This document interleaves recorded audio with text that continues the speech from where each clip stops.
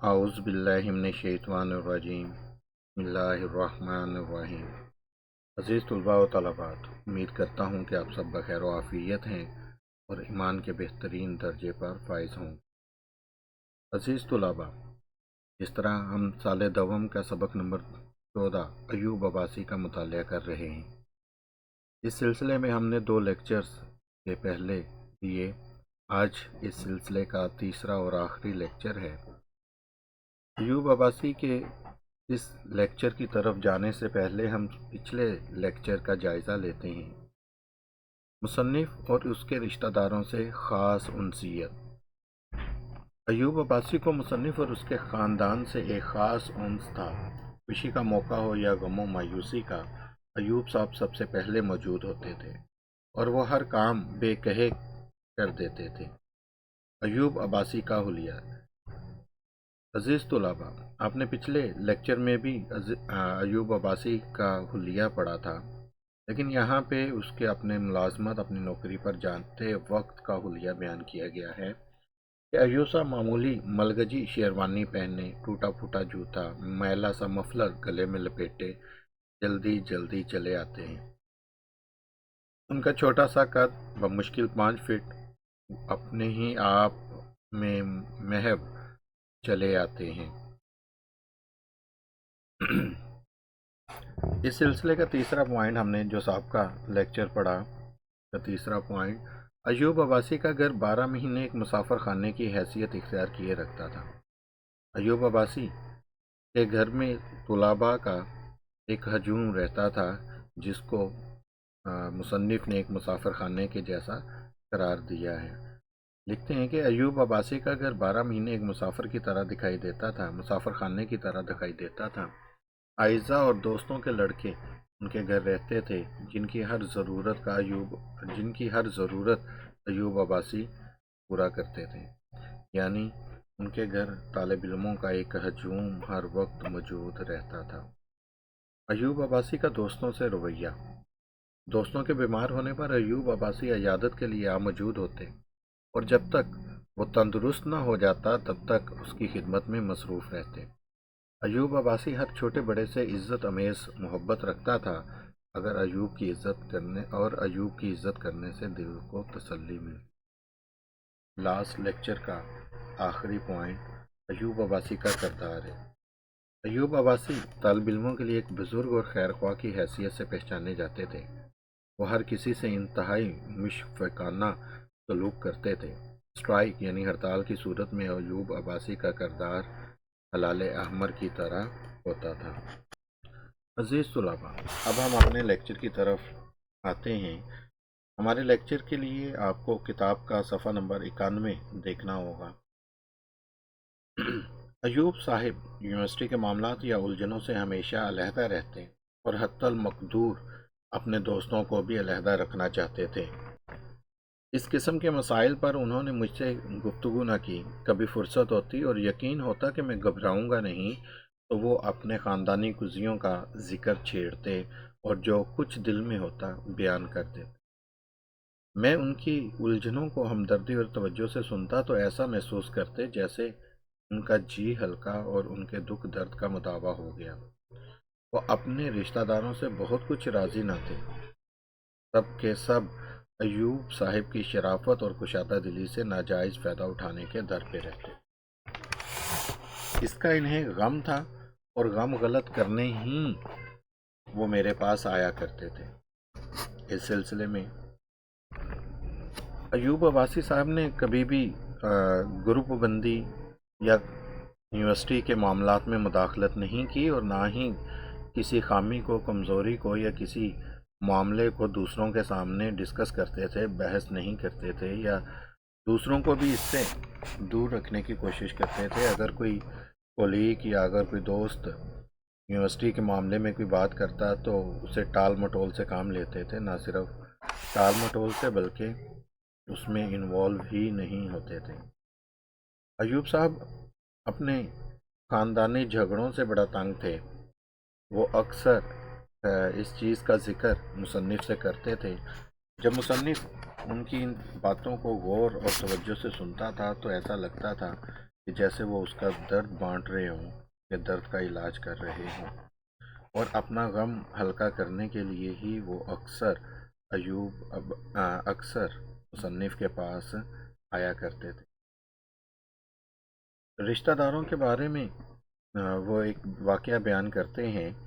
مصنف لکھتے ہیں کہ ایک دن بہت اداس تھے، آئے تو میں نے بڑی کوشش کی کہ کسی طرح ان کا جی بہل جائے۔ معلوم نہیں کیا ہوا کہ وہ یک با یک آپ دیدہ ہو گئے۔ میں نے پوچھا تو بڑے تأمل کے بعد واقعہ سنایا، وہی عزیزوں کی دنائیت اور شقاوت کا۔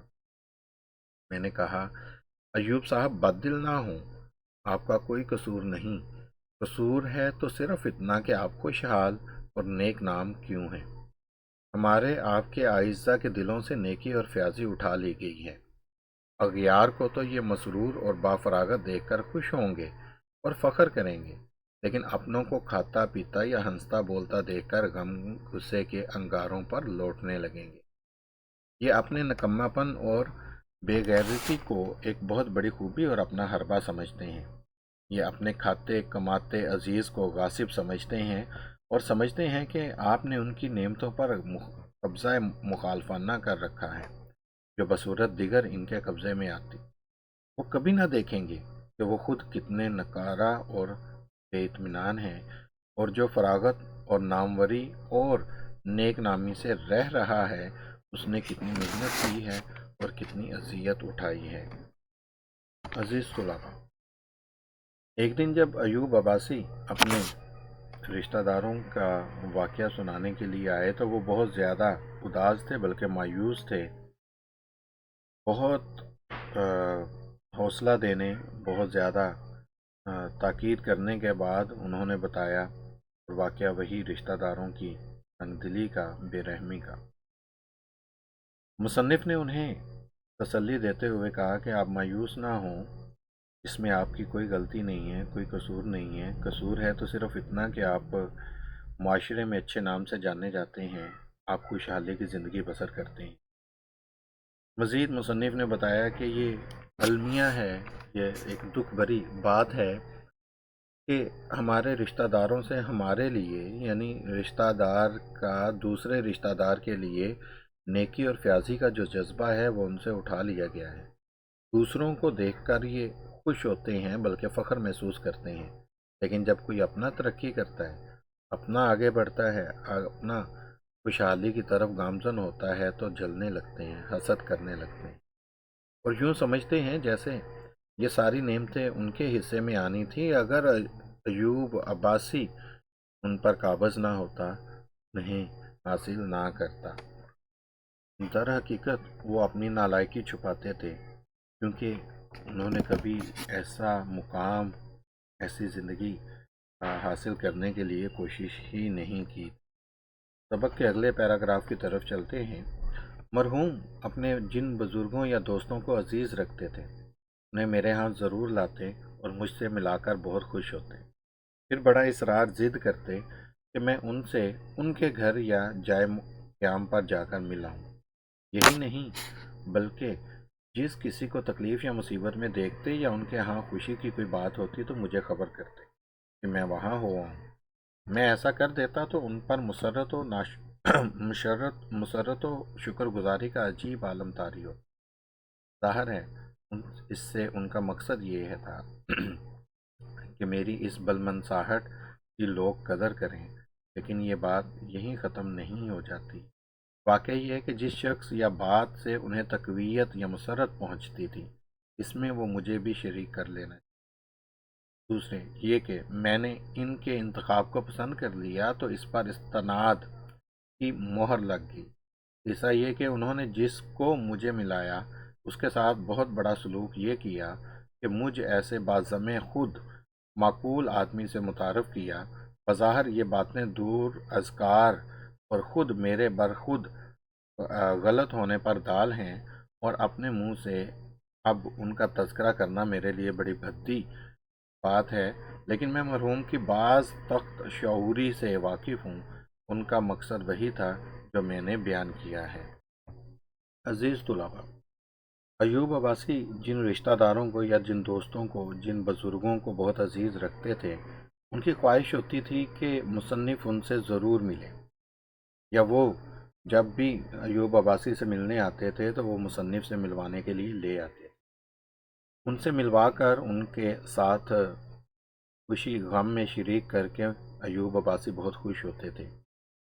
دراصل ان کا مقصد یہ ہوتا تھا کہ لوگ انہیں مجھے دوسروں سے ملوا کر بہت خوشی ملتی تھی۔ دوسرا، جو میں نے ان کے لیے پسند کر لیا، جس چیز کو، جس شخص کو میں نے اس کے لیے معقول کہہ دیا، اس کے لیے سند بن جاتی تھی، کیونکہ وہ مصنف کی کسی بات کو رد نہیں کرتے تھے۔ تیسرا، وہ سمجھتے تھے کہ مجھ جیسے معقول شخص سے ہو سکتا ہے کہ یہ چیزیں خود گمانی ہو یا خود اپنے منہ میاں مٹھو بننے والی بات ہو، لیکن وہ کہتے ہیں کہ میں چونکہ ان کے شعور سے واقف تھا، میں ان کی نفسیات سے واقف تھا، اس لیے یہ باتیں ساری صحیح ہیں۔ وہ بعض دفعہ مجھے دوسروں سے اس لیے ملاتے تھے کہ میں ایک معقول شخص ہوں۔ عزیز طلباء، اپنی چیز کے پسندیدگی کے حوالے سے انہوں نے ایک واقعہ بیان کیا ہے۔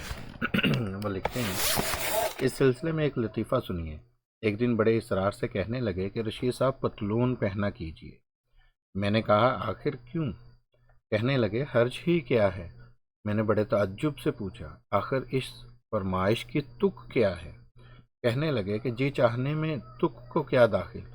میرے ان کے ایک بے تکلف دوست بھی بیٹھے ہوئے تھے، انہوں نے یہ رد و قدا سنی تو معاملے کی نوعیت دریافت کرنے لگے۔ میں نے بتایا تو اچھل پڑے، کہنے لگے رشید صاحب قیامت تک نہ پہنیے گا، اس نے ایک پتلون سلوائی ہے، اسے پہننا چاہتا ہے، آپ سے ڈرتا ہے، اس کی باتوں میں نہ آئیے گا، دیکھوں تو کس طرح پہنتا ہے۔ آخر میں مصنف ایوب عباسی کی موت کا حال بیان کرتے ہوئے لکھتے ہیں، سردی کا روز اور دوستوں کا مجمع تھا۔ ہم سب ڈاکٹر عباد الرحمن خان کے ہاں بیٹھے تھے کہ ایوب مرحوم نے کہا سردی لگ رہی ہے۔ کسی نے توجہ نہ دی۔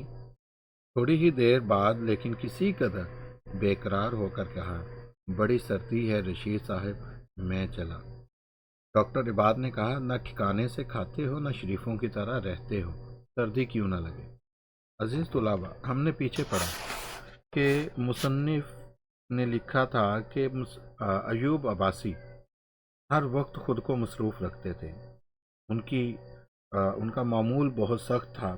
گھر ہوتے تو بچوں کی دیکھ بھال، ان کی ضروریات، ان کے کھانے پینے کا انتظام کرتے، نوکری پر آتے تو اپنی نوکری کرتے اور ساتھ دیگر اساتذہ کی، دیگر پروفیسرز کی ذمہ داریاں بھی پوری کرتے۔ اپنا خیال انہوں نے نہیں رکھا، جس پر ڈاکٹر عباد نے تنقید کرتے ہوئے کہا ہے ٹھکانے سے کھاتے ہو، یعنی کہ ٹھیک طرح سے وہ کھاتے نہیں ہیں، اپنی جسمانی ضروریات کو پورا کرنے کے لیے اس کے مطابق غذا استعمال نہیں کرتے، نہ شریفوں کی طرح رہتے، یعنی کہ ہر وقت بھاگ دوڑ میں، ہر وقت مصروف عمل رہتا ہے۔ یہ کہہ کر وہ اندر سے اپنا وزنی گرم کوٹ لائے اور مرحوم کو اچھی طرح اڑا دیا، چائے منگائی اور پلائی۔ اس کے بعد بھی مرحوم نے کہا رشید صاحب میں چلا۔ میں ان کے لہجے سے ان کے چہرے کی طرف دیکھ کر چونکا۔ ہم سب انہیں اڑا ڈکا کر ان کے مکان پر پہنچا آئے۔ صبح سے بخار نے زور پکڑا، لاکھ جتن کیے گئے لیکن کمزوری بڑھتی ہی گئی۔ دوستوں کی تشویش بڑھی، مایوسی بڑھی اور مرض الموت بڑھا۔ 2-3 ہفتے کے اندر اندر سب کچھ ہو گیا۔ کسی کی سمجھ میں کچھ نہ آیا کہ مرض کیا ہے۔ سب نے یہی فیصلہ کیا کہ وقت آ پہنچا۔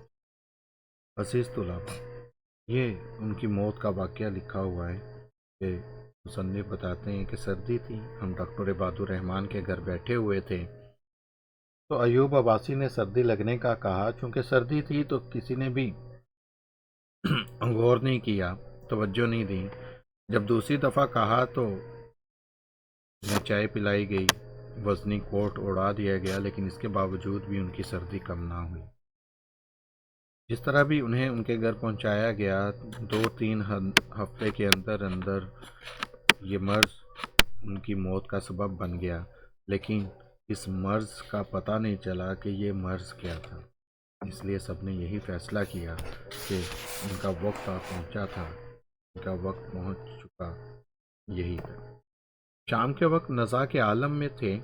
مکان کے باہر یونیورسٹی کے طلباء اور عمائدین کا مجمع تھا، لیکن ان سے قریب اور انہی میں سے ملا ہوا ایک اور ہجوم تھا۔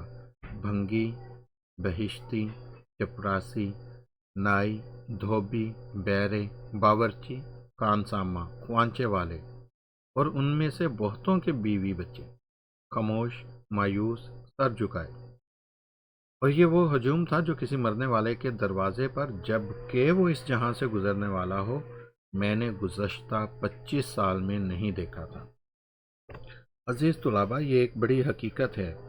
لوگ اکٹھے ہوتے ہیں، لیکن انسان کے مرنے کے بعد، ان کے مرنے پر یا نزاع کے قریب ہونے پر اس طرح کا ہجوم مصنف کہتا ہے میں نے کبھی نہیں دیکھا۔ ایوب عباسی اس دنیا سے رخصت ہو گئے تو انہیں سپرد خاک کیا گیا، مرحوم کو سپرد خاک کر دیا گیا۔ مولانا ابو بکر صاحب جو علی گڑھ مسلم یونیورسٹی میں دینیات کے ایک مشہور اور معزز استاذ تھے، انہوں نے ان کا نماز جنازہ پڑھایا۔ قبر کے کنارے سرہانے کھڑے ہو کر فرمایا، بھائیو، ایوب اپنے پیدا کرنے والے کے ہاں پہنچ گیا۔ اگر تم میں سے کسی کو کوئی تکلیف پہنچی ہو تو معاف کر دینا۔ پھر یہ سب کے گلوگیر ہوا، کسی نے روکا اور کسی نے نہ روکا۔ اے غم نصیب کے قلب کی گہرائیوں سے ایک اور دردناک صدا بلند ہوئی، کیا یہاں کوئی ایسا بھی موجود ہے جس پر ایوب کی خدمات کا صلہ واجب الادا نہ ہو؟ اس آواز کو سنا کسی نے نہیں، محسوس سب نے کیا۔ عزیز طلباء، یہ جو آخری پیراگراف ہے، اس میں ایک بہت بڑی ان کی خوبی، ان کی بات بیان کی گئی ہے۔ وہ کہتے کہ جب مولانا صاحب نے یہ بات کہی کہ ایوب اپنے پیدا کرنے والے کے ہاں پہنچ گیا، اگر تم میں سے کسی کو کوئی تکلیف پہنچی ہو تو معاف کر دینا، یہ بات سب کے لیے انتہائی تکلیف دے۔ گلوگیر کے معنی لکھے ہوئے ہیں، گردن پکڑنے والا، غم سے آواز نہ نکلنا، ایک غم، ایک تکلیف، ان کی دلی تکلیف انہیں محسوس ہوئی۔ کسی نے اس کا رو دھو کے اظہار کر دیا اور کسی نے اس کو ضبط کر لیا، لیکن سب کے دلوں میں ایک بات جو محسوس سب نے کی، سنی کسی نے نہیں، وہ یہ تھی کہ کیا کوئی ایسا بھی ہے جس پر ایوب کا قرض نہیں ہے، یعنی ایوب نے جس پر احسان نہ کیا ہو۔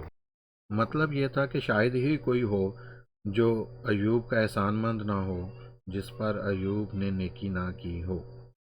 عزیز طلباء، لیکچر نمبر 2 کی اسائنمنٹ میں ہم نے سیاق و سباق کے حوالے سے ایک اقتباس کی تشریح کرنے کے لیے دی تھی۔ لیکچر نمبر 3 کی اسائنمنٹ دیکھ لیں اور اسے اپنے مقررہ وقت پر لازمی حل کر کے کالج کے آفس میں جمع کروائیں۔ لیکچر نمبر 3 کی اسائنمنٹ یہ ہے کہ آپ نے ایوب عباسی کا خلاصہ اپنے الفاظ میں لکھنا ہے اور مصنف کا نام لازمی تحریر کرنا ہے، یعنی اس کویسچن کو بورڈ کے رولز، اصولوں کے مطابق حل کر کے آپ نے جمع کروانا ہے۔ جزاک اللہ، اللہ آپ سب کا حامی و ناصر ہو، آمین، اللہ حافظ۔